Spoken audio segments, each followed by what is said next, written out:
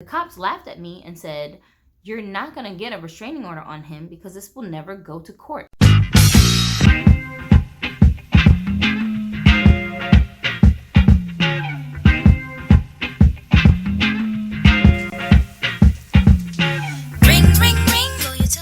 Bonjour mes belles, je m'appelle Gypsy. Welcome back to Anxiety Ave. You guys did not even miss me while I've been gone, but that's okay, I missed you guys. So during the time that I haven't been on this channel, I've been doing cameos over on my husband's channel, Honest Adonis. You should go and check it out. All of the videos over there are my take on problems that we have in the Black community as far as relationship problems, marital problems, and just how men and women are getting along with each other in general.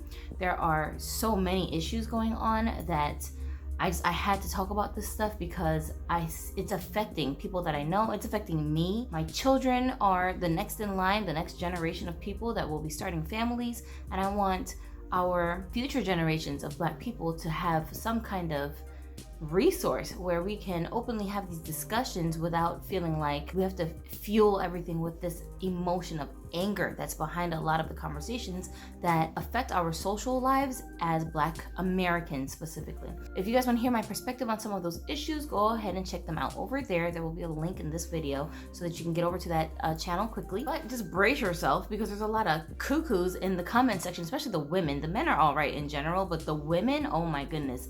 I didn't even realize so much of this stuff would trigger so many people, but the fact that I don't get this response when I talk about Black issues anywhere else. I've been on social media publicly speaking for years, you guys, starting with my Barbie doll channel, Broken Dolly TV. But the thing is, even though Broken Dolly TV is intended for doll collectors, because the theme of my collection specifically is diversity, we tend to have a lot of open discussions over there about Black issues, not so much on the YouTube channel itself, but on Instagram. And we would do weekly Instagram live videos. My husband and I would host videos and we would have chats with our viewers talking about things that were affecting our community together. And never, even when we were having those discussions, never did we ever get the kind of negative, just anger-filled, emotion-driven responses from the females. And most of my viewers are women. A lot of them are Black women. You know, that should tell you something. There's a minority of very emotionally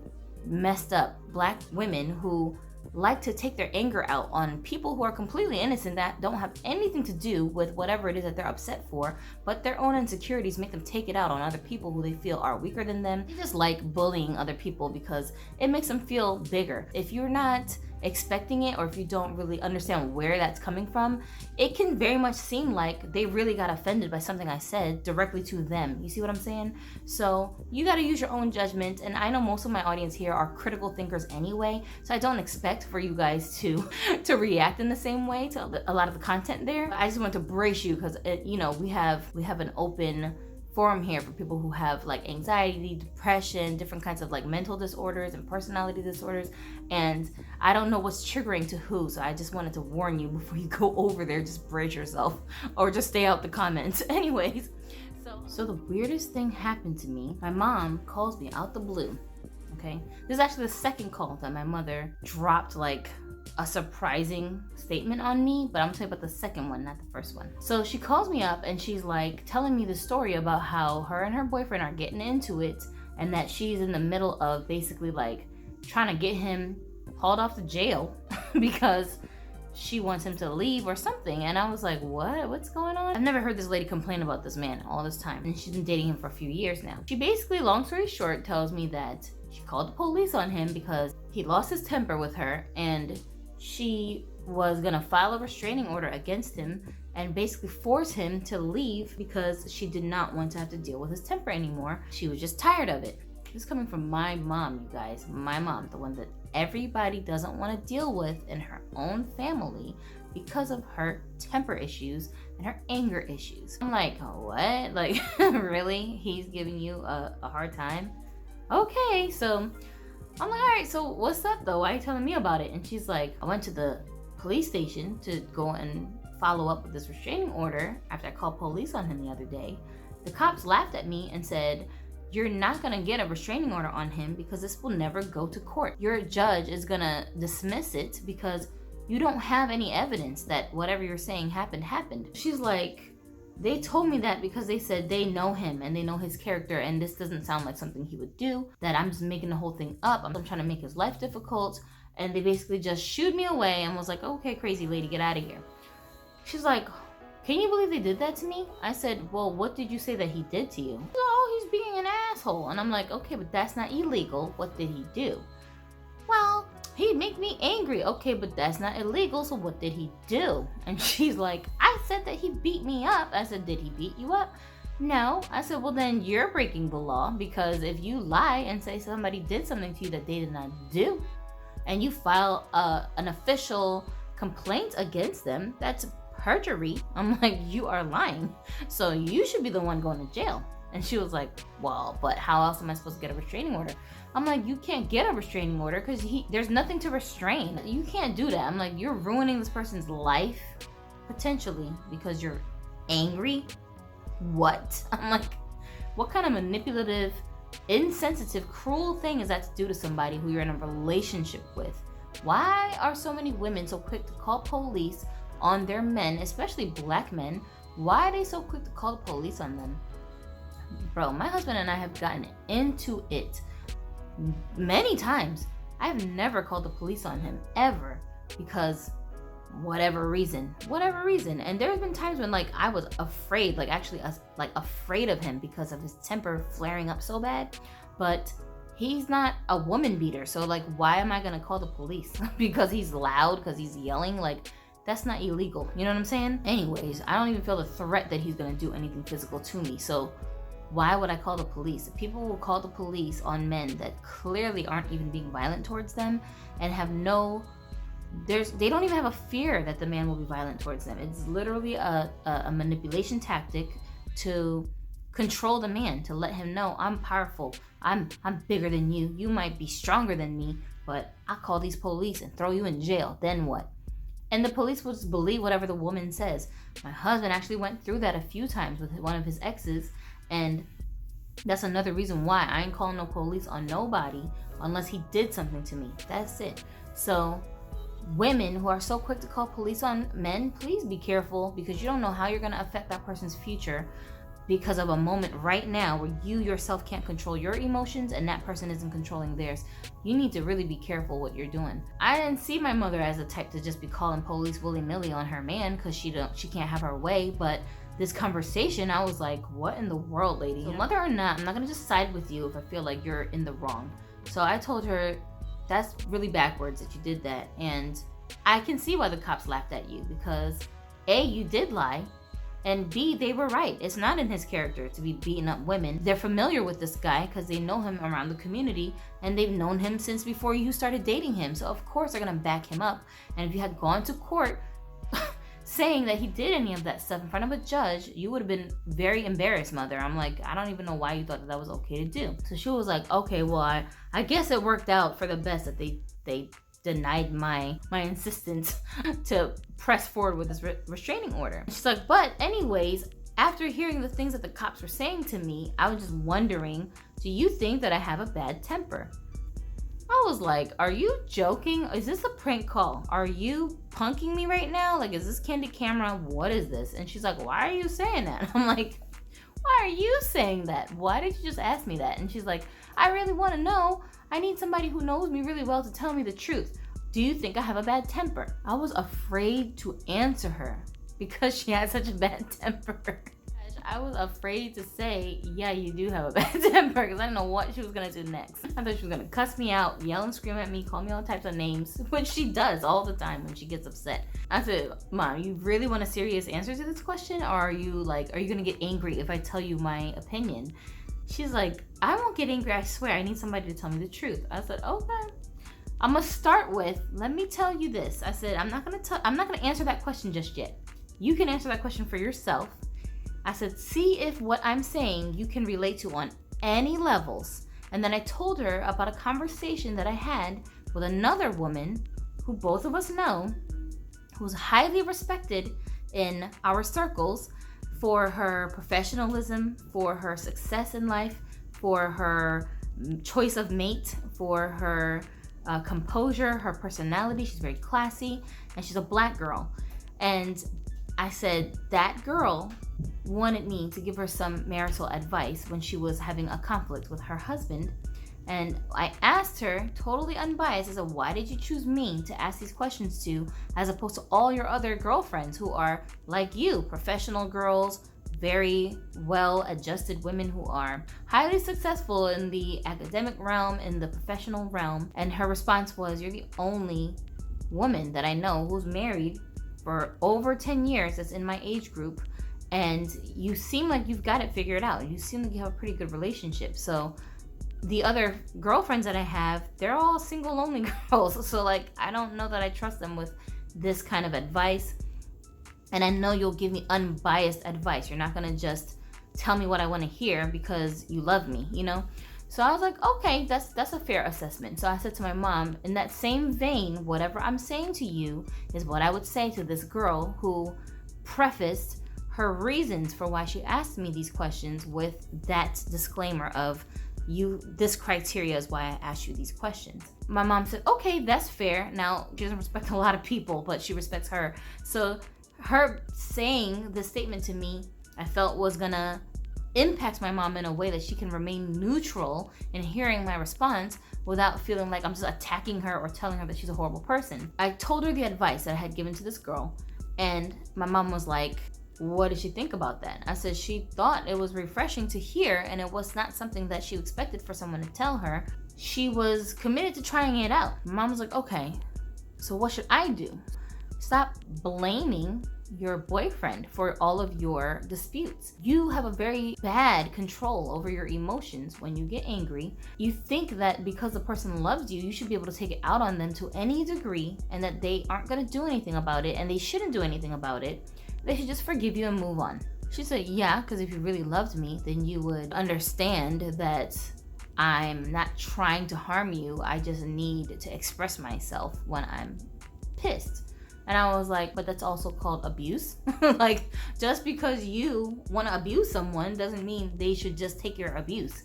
And most people abuse people that they love. They think they love these people, treat them any way they feel like when they get upset. And I was like, that's not true. That's not how it goes. You have rights on other people, and they have rights on you. And if you infringe on their rights, then you are violating them. And I'm not talking about legally. I'm talking about just as a person. Everybody has rights on each other. You know, you have the right to be respected by other people. I told her, you're not doing that. You're not exhibiting that with your boyfriend. You're barking at him, you yelling at him. And she's like, well, he loses his temper so fast. Sometimes I don't even say anything. I just be like, hey, listen. And then he'll just explode. What do you want? Like, yes, but you're not looking at it from his perspective. All these emotions that you have that you feel you should be able to just have outbursts whenever you feel like it. Do you think that the mate that you have, he don't have no emotions? Is he a robot? Is he a machine? Do you think he doesn't feel things? He doesn't get offended when you do stuff to him that's totally out of like control, like throwing him in jail when he didn't even do anything but give you his opinion? She said, well, I didn't look at it that way. I said, yeah, that's the problem, because he's just your property. You're just looking at him like he's mine, and I should be able to do anything I want with him because he's mine. That's not how it works. He's a human being with feelings and thoughts, and you're not his thought police. You're not his feelings police. Mom, the stuff that I'm saying to you, not only did I say this to this other girl, I also am saying this to myself. I said, I'm saying this to myself because a lot of the issues that you have in your relationships are things that I picked up from you, and I carried them into my own relationship. And I've been tormenting my husband for the past 12 years, flaring up with these outbursts on him every time he says or does something that I just personally feel offended by. And half the time he's not even trying to offend, he's actually trying to help me, but I don't want to accept his help, because accepting his help means accepting I have some kind of problem. I don't want to accept that I have a problem. That's really the issue. She's like, whoa, that's deep. I said, yeah, so you picked up this behavior from somewhere too. I don't know exactly where. You have to look back at your past to figure out why you come at men like this.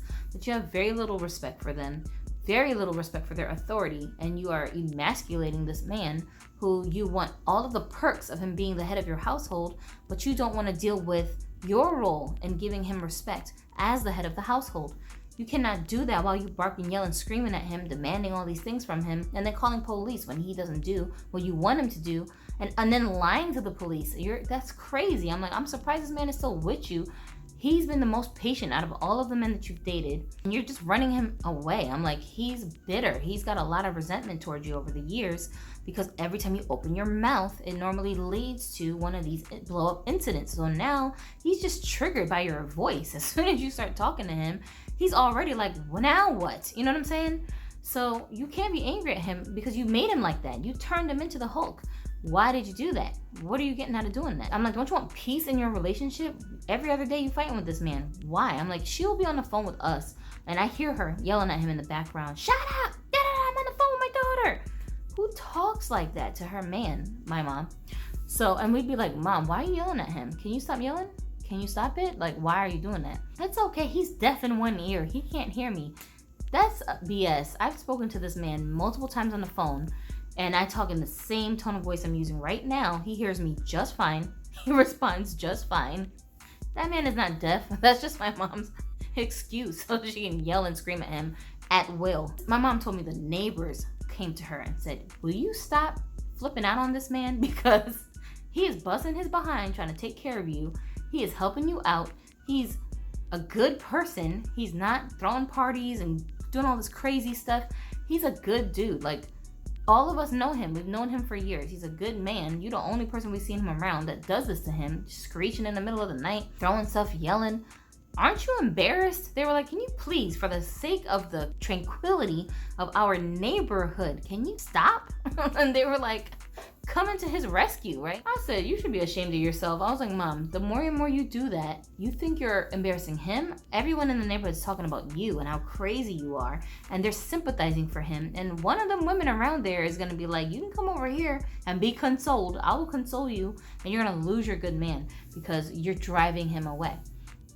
She was like, well, I didn't think of it that way. I said, because you're being selfish. You're very self-centered. And she said, yeah, I'm starting to think that I have some traits of narcissism. She actually said this to me.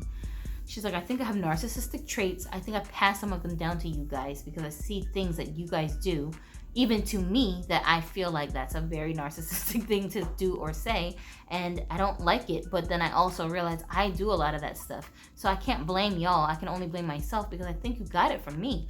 I was like, well, you said it, not me. So she was like, okay, I feel you. I don't know what I should do. I said, it's very simple. It's very simple. You have to kill yourself. And she was like, what? I'm like, no, not suicide. You have to kill yourself, the self inside of you, the part of your soul that is your ego, the part of your soul that needs to be right, the part of your soul that can never be wrong, the righteous person that you think you are on the inside. You need to get rid of that person. You need to smother that person. You need to rebirth yourself just from scratch and look at your man for what he actually is. He's the head of your household. He's trying to help you. Sometimes you ask for the help. Sometimes you don't. Sometimes you don't even know you need his help.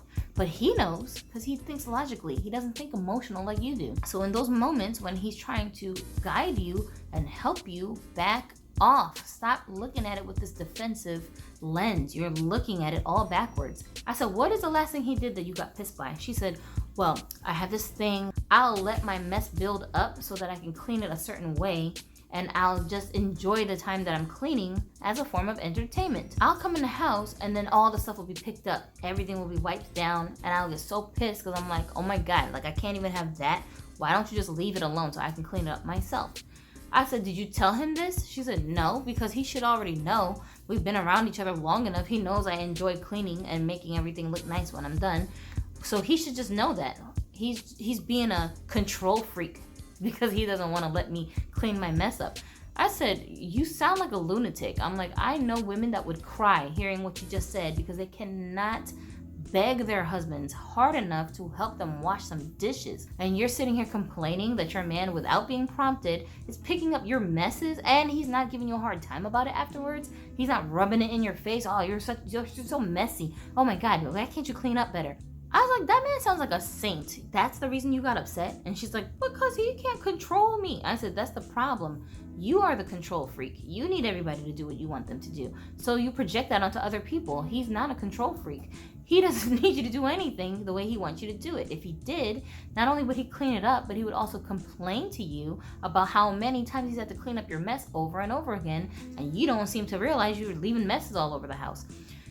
How patient is this guy? He's not, and I'm like, you're so hard to live with, Mom. I'm like, I'm speaking from experience. You are very difficult to live with. You're not an easy person to live with. That's why my sister and I left home so early. We left when we were 16, 17 to go off with boyfriends who turned out to be abusers too, just because we wanted to get away from her and her abuse. I'm like, don't you realize that? That's why we had children so young. And she's like, yeah, no, I didn't think about it like that. I said, yeah, so you haven't changed since then. And all your other boyfriends since then, you've run them away. So I'm like, this is your last hope. I said, do you know how old you are?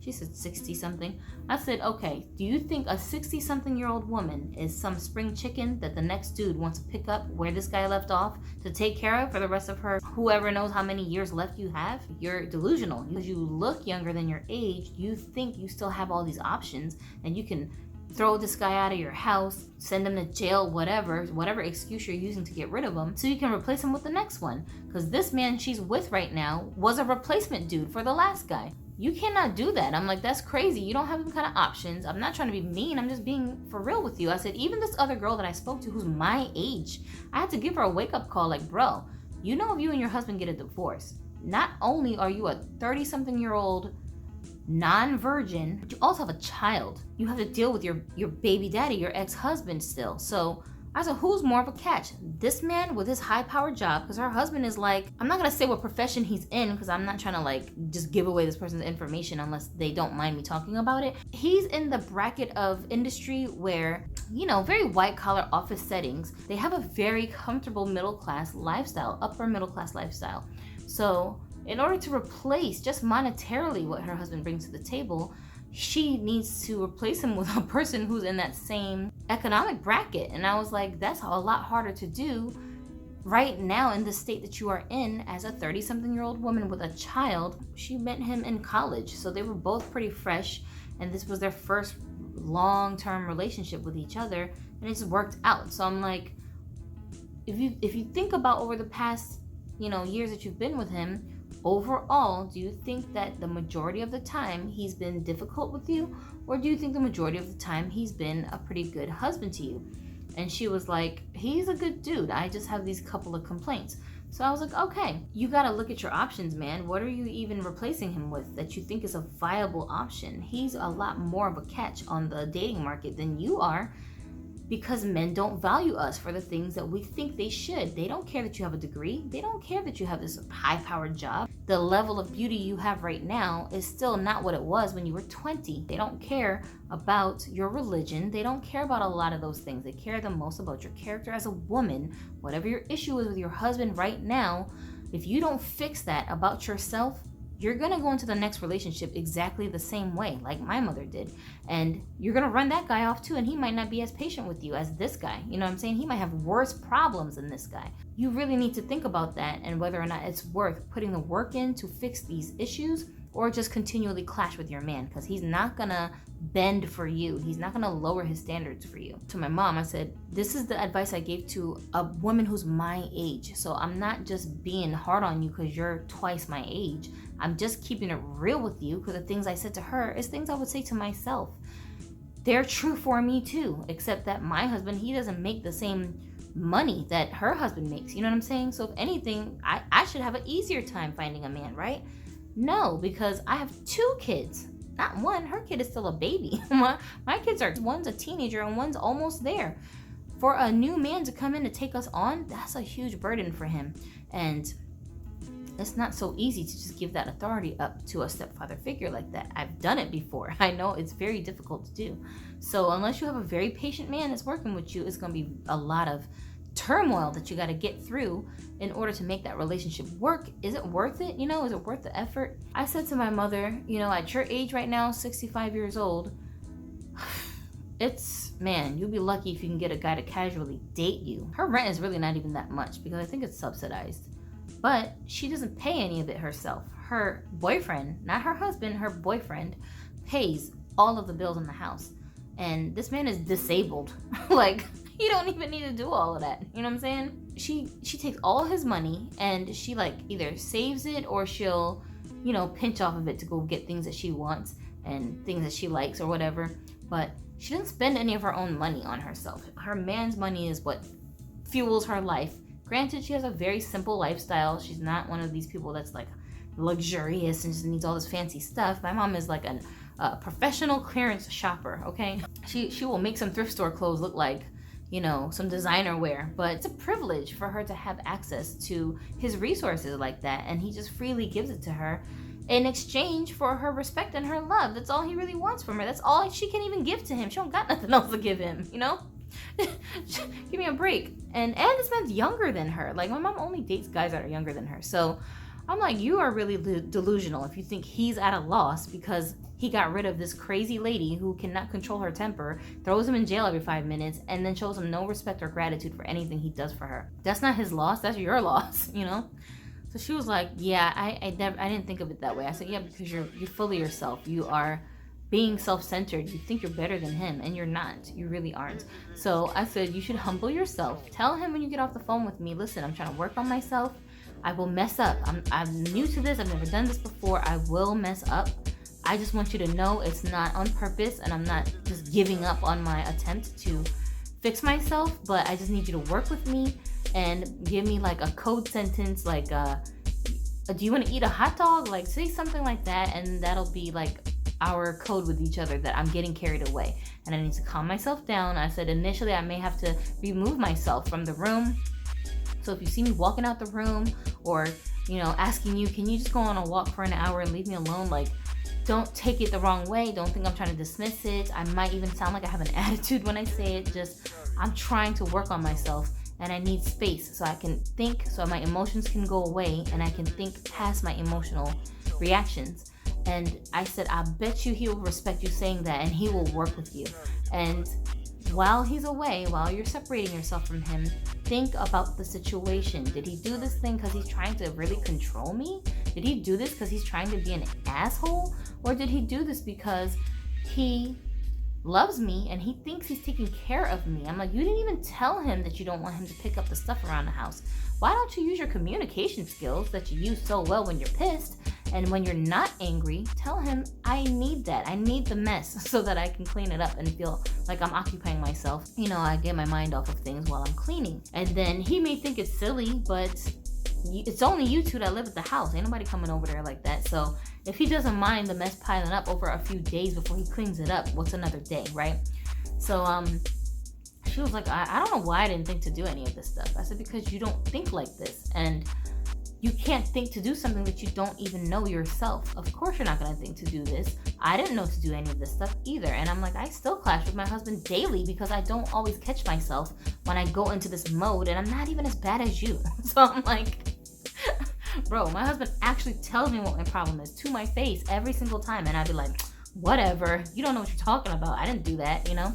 So I'm like, I understand the deepness of the delusion and the denial that we find ourselves in, but it's going to ruin our relationships.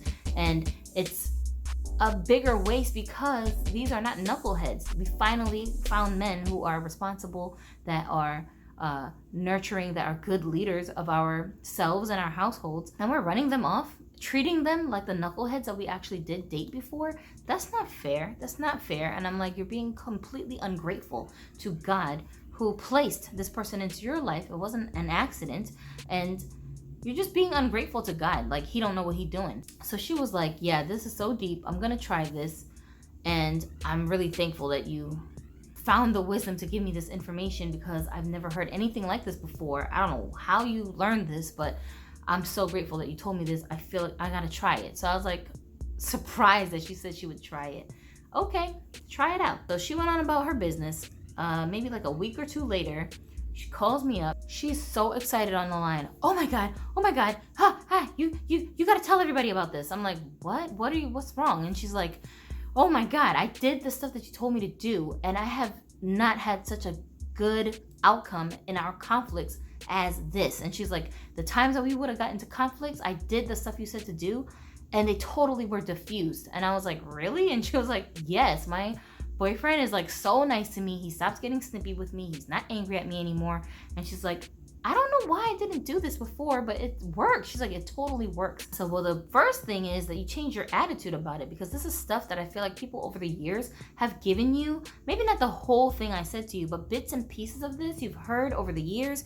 You go to church, a lot of this stuff is taught in the Bible itself, but your attitude towards the men were so negative, you were so having a superiority complex over the men that you couldn't bring yourself to just bow down and show him some respect. All the stuff that you did that I told you to do, Mom, they're just signs of respect. That's all that was. So I'm like, it's the kind of stuff that you would expect from me and my sister to do with you when you scold us, or when you're trying to correct us, or when you're trying to help us out with something because you see us going down the wrong path.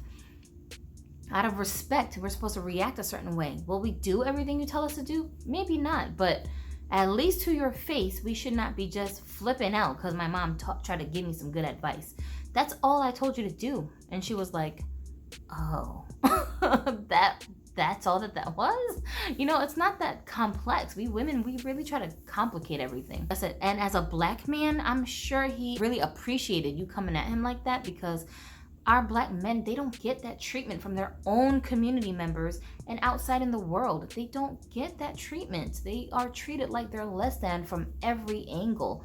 Their parents, their siblings, their family members, their schoolmates, people in their communities, even other black people, they don't treat them with this level of respect. You know, black people are so quick to demand respect from everyone else, but they don't necessarily know how to show respect to people who they should be respecting, whether they think they do or don't deserve it. I always hear a lot of black folks say, you don't just get respect, you have to earn respect.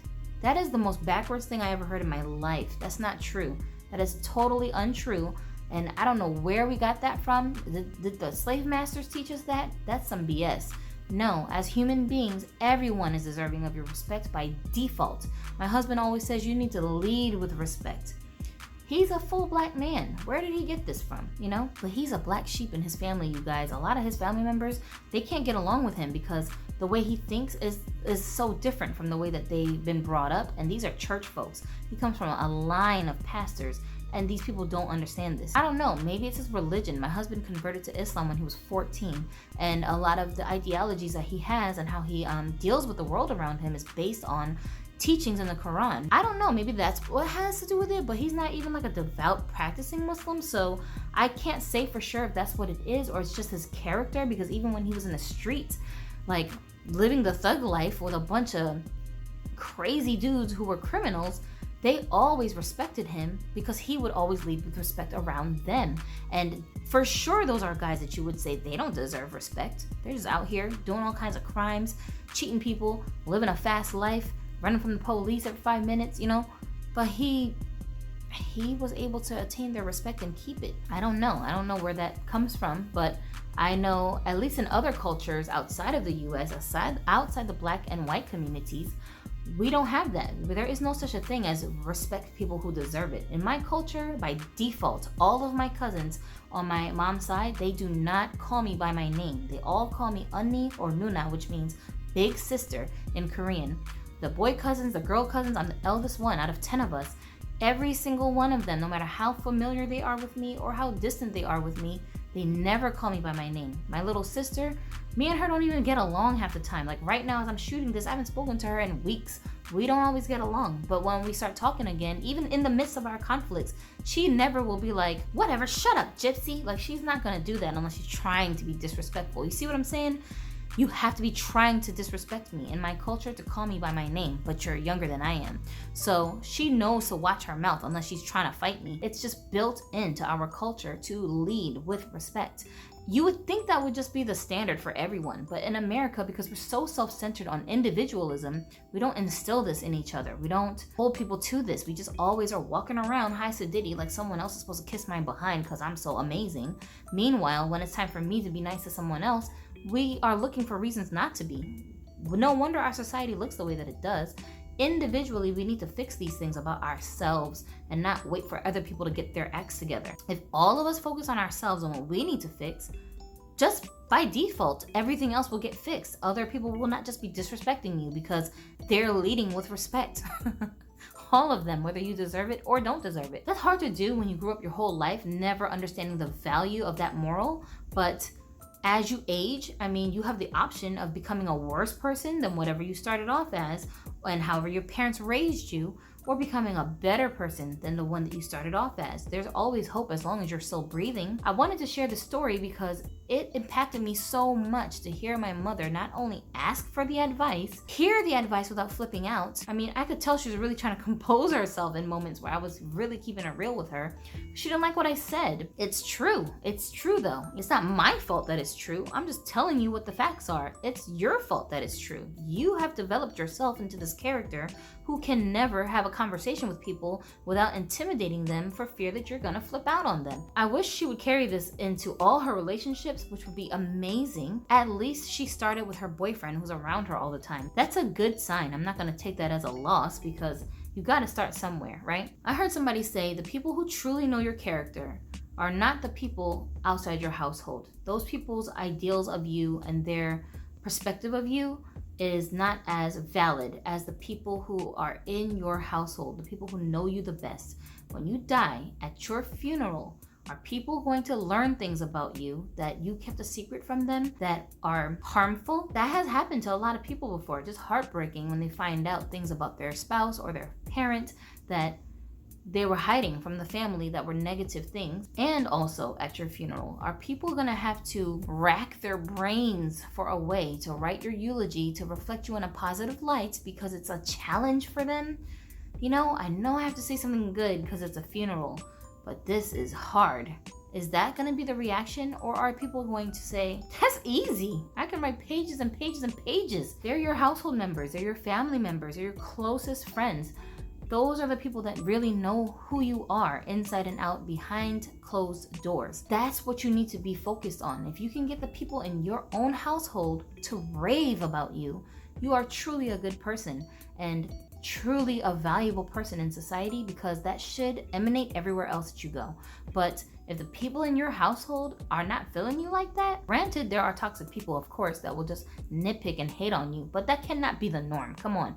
The people in your household who are not feeling you like that, why? Why aren't they feeling you like that? Do you have a bad temper? Are you easy to anger? Do you get jealous very easily? Are you hard to talk to? Like, are you very judgmental?